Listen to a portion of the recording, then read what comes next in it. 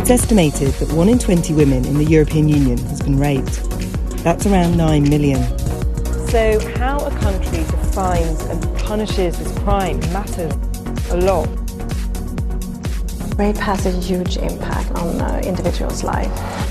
Today, like almost 3 years after, I still sleep with my lights on. The problem is, Europe's rape laws are all over the place. We need massive legal changes and we need a discussion about consent. Ja, det betyder nej.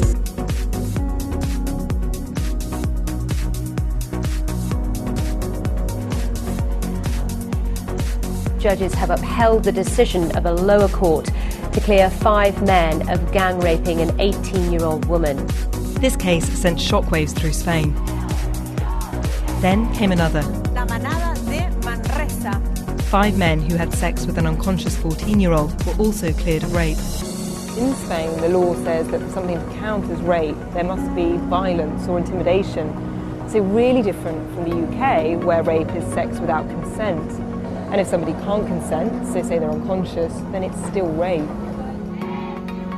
The world was outraged by the cases in Spain, but Spain is far from alone.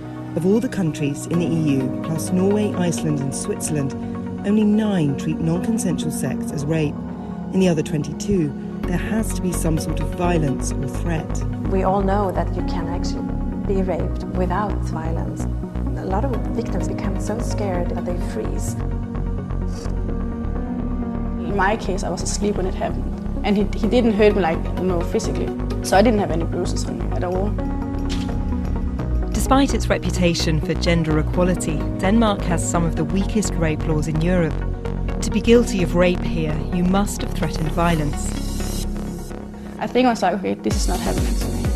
And it took me a while before I was like, okay, this is happening to me. Amelie woke up at a friend's house to find a man she didn't know having sex with her. I woke up while it was happening, yeah. I just freezed totally. Then I asked him to stop and I put my clothes back on and just went straight out the door. But because her attacker hadn't used violence, he was cleared of rape. I was in court, they were questioning me about if I said no, did I push him back, did I do anything to stop him? I was like, well, first of all, I was asleep. And then when I woke up, I was shocked. I was totally shocked. Perpetrators are not punished. Victims are not receiving justice. We are calling all states to change their definitions of rape in order to base them on absence of consent and not on the use of force. Convictions in Denmark are astonishingly low. The government estimates more than 5,000 women a year are victims of rape or attempted rape. But in 2018, there were only 77 convictions. So countries are under pressure to change their laws. Greece, Iceland and Sweden have changed theirs in the last 2 years. Here, sex without consent is now rape. It used to be the woman who had to prove that she had not given consent or that she was raped. And today it's the perpetrator who actually have more or less to explain how he got the consent. So what difference has this made? You have, I think, at least 6 or 7 cases now in Sweden, cases that would not have been considered rape before. We talk a lot more about rape as a criminal act, and it's easier to explain today what a rape actually is. Now Denmark, Spain and Finland are thinking about changing their laws, but that still leaves 19 countries with no plans to change, which is a problem. In 2014, a new European treaty came into force designed to protect women from violence. It's called the Istanbul Convention, and it says that countries must have laws that make sex without consent a crime. And most countries in Europe signed up. Countries who are not changing their definition in line with the Istanbul Convention are breaching international law. In Poland, rape is only rape if there's violence or coercion, and rape within a marriage isn't a crime. We still teach our girls how not to get raped, instead of teaching the boys not to rape in the first place. Here, rape carries one of the lightest punishments in Europe. 30-40% of men who commit rape are sentenced to 2 years, and from this 30 or 40, 60% have their sentence suspended, so they don't even go to jail. I'm from Amnesty International Poland. Amnesty International are concerned about Poland's laws. We're doing a campaign about consent. And have started visiting bars and clubs to teach young people about consent. So we have some tattoos. The tattoo says, tak to miłość. It means yes is love in English. But it could get even harder to talk about consent here. The government's proposing a new law dubbed the paedophile law. It makes it a crime to talk to children about sex. Effectively, it bans sex education. Lack of education is resulting in stigma attached to victims of rape and violence. They are not knowing their rights, they are not reporting. I was called a paedophile several times. I was also called a murderer. I was threatened on the streets, verbally and physically. For teaching children about sex? Yeah. Across Europe, women are increasingly angry with their governments for failing to protect them from sexual violence. Women in this country are getting a little bit weary at the routine victim blaming going on in Irish courts and the failure of lawmakers in this House to do anything about it. If it happens again and we haven't changed the law, I wouldn't support it. Going to court again and all the questions, it's not worth it. Well, let me bring you the latest on the Australia bushfires. Authorities are urging people living in areas that are under threat to leave or risk becoming trapped. That warning has extra urgency because more hot, dry weather is coming. We know in Victoria, a state of disaster has been declared, and these are the fire warnings there. Red is extreme, orange is severe, and yellow is very high, so almost the entire state is affected by that. I just want to update you on Kangaroo Island. It's just off the coast of South Australia. The situation there is pressing. As you can see from this image, the army's now been called in. Soldiers are knocking on doors, telling people to leave. And this is the latest fire map on the island. Areas that have already been burnt out are marked in blue. The area in red is where an emergency warning is in place. Yellow means watch and act. That means an emergency is nearby and to be vigilant. The mayor of Kangaroo Island has been tweeting about the situation, saying this is hell on earth here. 3 a.m, the fire is still roaring and a few kilometres from the airport. We are dead beat, he says. More broadly, fires are burning out of control across 3 states in the southeast of the country. Across Australia, 27 people have been killed and more than 2,000 homes have been destroyed. The Prime Minister says the threat is far from over. I would encourage all Australians to continue to follow the advice of authorities, to keep being kind to each other as the way you are. Thank you for your generosity and your support. All levels of government will keep working to ensure that we come through this together by staying together. Let's turn to a place called Nowra in New South Wales. Lucy Hockings is there. There are over 100 fires still burning here in New South Wales, so there's a real concern about what the hot, windy weather will bring in the next few days. Fires are a natural part of Australian life, but everyone here has been shocked by the ferocity of this year's season. Architect Nick Turner spent years designing and building a beautiful garden and home in the Kangaroo Valley. He knew that this day would one day come. He sheltered with 8 of his neighbours in his home and watched a cyclonic firestorm head towards his house. This is the story of how he and his neighbours survived and his home. We saved the house and the house saved us. And that was a nexus that, if it had broken at any point, would have meant that we would have perished. The air was like if you're in a very big thunderstorm, but instead of sheets of water, it was sheets of embers and looked like fire. There's a glow through the air, and the horizontal rain was horizontal burning, pieces of wood flying through the air and leaves, and the strength of the wind was just incredible. Next to a place called Tomarong in New South Wales, Jonathan Head is there. In the fire-bleached bush along Australia's southeastern coast, Gary Simpson's backyard has taken a beating. Some of his tallest trees, badly charred, have had to be felled and dragged a safe distance from his house. He's been clearing up ever since a raging fire swept through last Saturday, and preparing for more fires once the weather heats up again. This was what was happening here last weekend. The whole forest around his house was ablaze. At one stage I said, this doesn't look good. This whole area is awash with flames. It's a pretty scary feeling. Yeah, it can be scary, yeah, most definitely. We've been very lucky. We stayed at the house where people down the coast, on the south coast of New South Wales, have been completely devastated. They've got only the clothes that they stand in, and that's a horrible thing.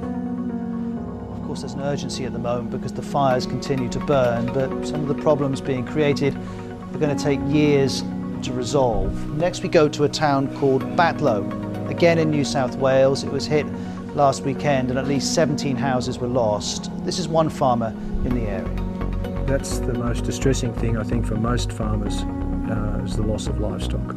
We had just a small group of 140 sheep. We lost half of them.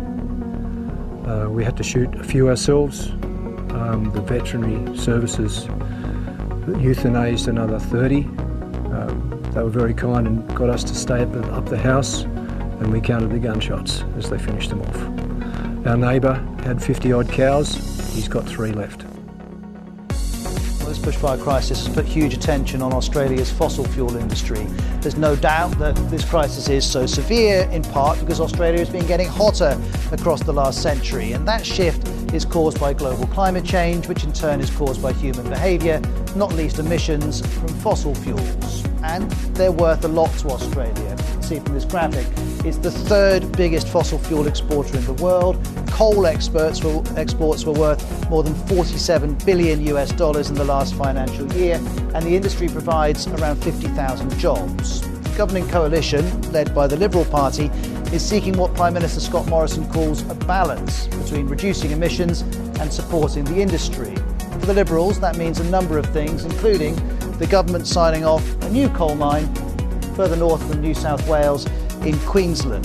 The then Resources Minister at the time argued that there was a strong moral case for exporting coal to developing countries. So if that's export, then there's domestic energy use. This is a recent report from the Clean Energy Council, a renewable energy lobby, telling us that fossil fuels made up 79% of Australia's total electricity generation in 2018. The equivalent figure in the UK was about 40%.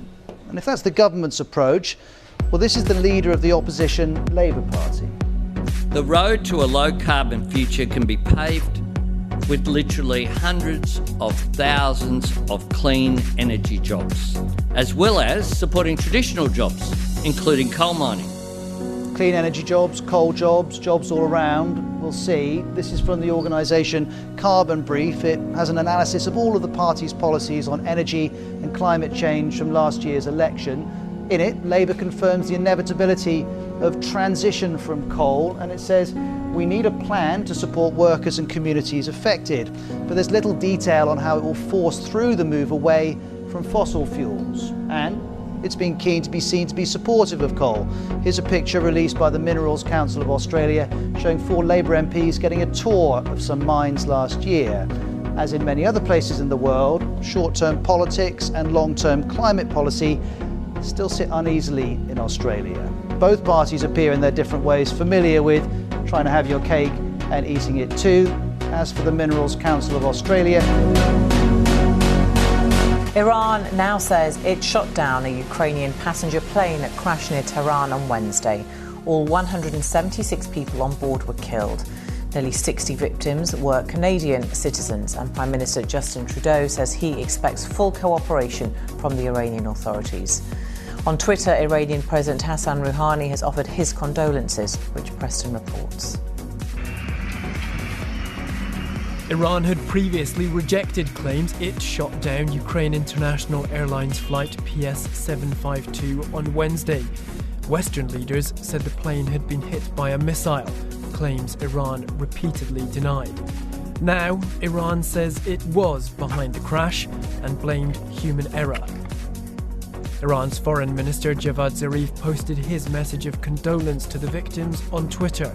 A sad day, he said, offering Iran's profound regrets, apologies and condolences to our people, to the families of all victims and to other affected nations. The crash came amid high tensions with the US and days after threats of strikes against Iranian targets following the killing in Iraq of Iran's top military commander. Iran's President Hassan Rouhani said the human error came at a time of crisis caused by US adventurism. Posting on Twitter, he said an investigation had concluded that regrettably missiles were fired and that investigations will continue to identify and prosecute those behind this great tragedy and unforgivable mistake. The plane was hit just after taking off from Tehran airport. All 176 people on board were killed. For days, Iran denied any involvement in the crash. An aviation authority cannot speculate. We have to be certain of the things we say.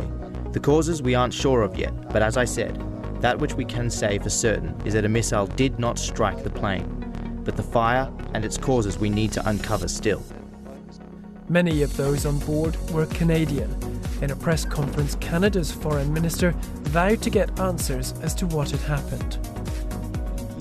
Whilst this admission of responsibility will provide some relief for the victims' families, it's unlikely it'll ease the political tension between Iran and the West.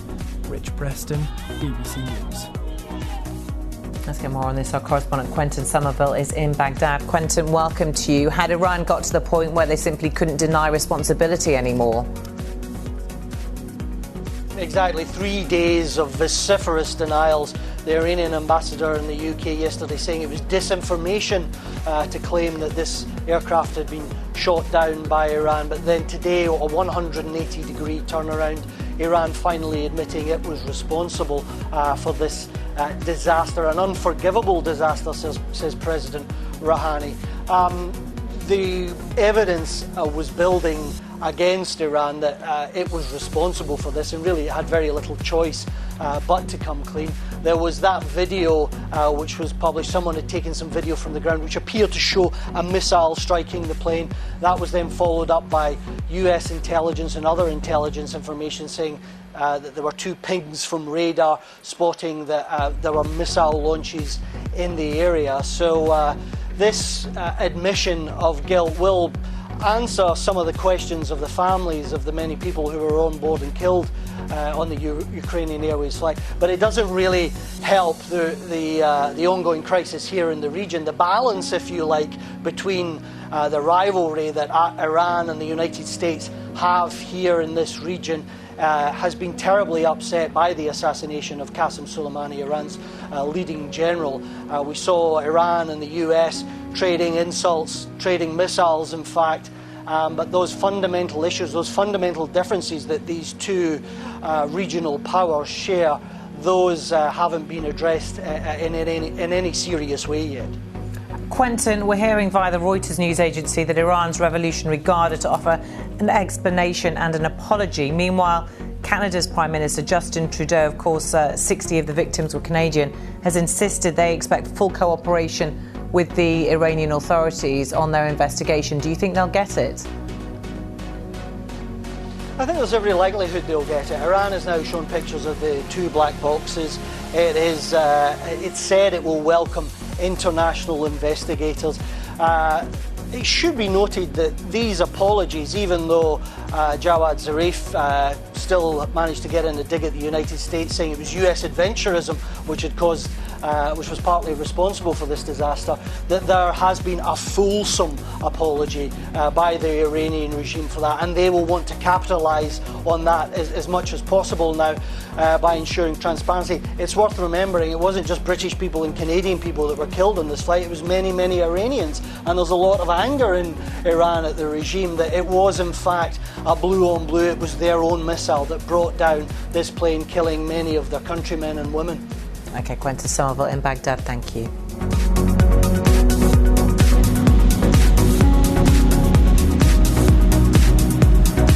What happened was that there was a big demand for revenge for the assassination of General Soleimani from within the regime itself, and from those millions who gathered on the street. So a little after midnight, these salvos of missiles were fired into 2 American bases. They seem to have been quite carefully calibrated so that while they satisfied the desire for revenge, at least that's the hope of the regime, at the same time they didn't provoke President Trump into going ahead with his threat to answer any big attack with a much bigger and much more destructive response from the US. No Americans were harmed in last night's attack by the Iranian regime. Our great American forces are prepared for anything. Iran appears to be standing down, which is a good thing for all parties concerned and a very good thing for the world. Donald Trump appeared to be looking for the so-called exit ramp, for a way to claim victory and back away from an ongoing round of military attacks and reprisals. And I think that's what you saw in his speech today. He said that Iran was standing down, and he talked more backward-looking about what the United States had accomplished instead of forward-looking about what the United States might do next.